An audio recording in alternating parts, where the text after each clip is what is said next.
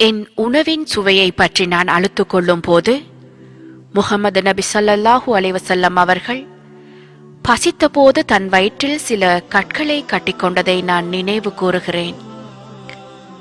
எனக்கு எவ்வளவு குறைந்த ஆடைகள் என்று நான் அழுத்துக் கொள்ளும் போது முஹம்மது நபி ஸல்லல்லாஹு அலைஹி வஸல்லம் அவர்கள் தங்கள் வாழ்க்கையில் 2 ஆடைகள் மட்டுமே வைத்திருந்ததை நான் நினைவு கூறுகிறேன். என்னுடைய படுக்கை எவ்வளவு வசதியற்றதாக இருக்கின்றது என்று நான் அழுத்துக் கொள்ளும் போது முஹம்மது நபி ஸல்லல்லாஹு அலைஹி வஸல்லம் அவர்கள் தங்கள் வாழ்நாள் முழுவதும் தன் உள்ளங்கையிலும் பொசுபொசுப்பற்ற கோரத் துணியிலும் படுத்திருந்ததை நான் நினைவு கூறுகிறேன். மற்றவர்களுக்கு பகிர்ந்து கொடுக்க எனக்கு மனம் வராத போது முஹம்மது நபி ஸல்லல்லாஹு அலைஹி வஸல்லம் அவர்கள் தங்களிடமுள்ள அனைத்தையும் மற்றவர்களுக்கென கொடுத்துவிட்டு தனக்கென எதையும் வைத்துக் கொள்ளாமல் இருந்ததை நான் நினைவு கூறுகிறேன்.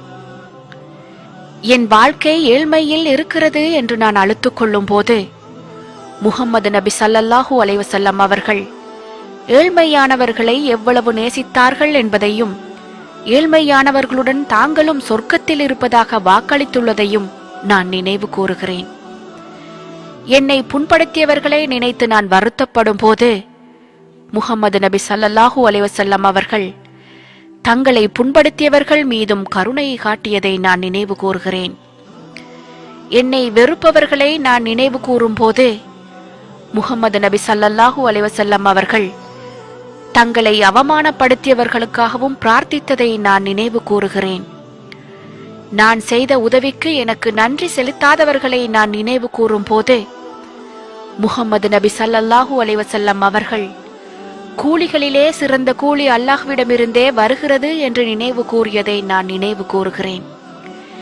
என்னை யாரும் நேசிக்காத போது 1000 வருடங்களுக்கு முன்பே என்னை நேசித்த முஹம்மது நபி ஸல்லல்லாஹு அலைஹி வஸல்லம் அவர்கள் எனக்கு இருப்பதை நான் நினைவு கூறுகிறேன். என் வாழ்க்கையில் எவ்வளவு கஷ்டங்கள் என்று நான் அழுத்துக் கொள்ளும் போது முஹம்மது நபி ஸல்லல்லாஹு அலைஹி வஸல்லம் அவர்கள் என்னை விட தாங்கள் வாழ்க்கையில் பல மடங்கு அதிகமாக கஷ்டப்பட்டதை நான் நினைவு கூறுகிறேன். அது என்னை வலுப்படுத்துகிறதே.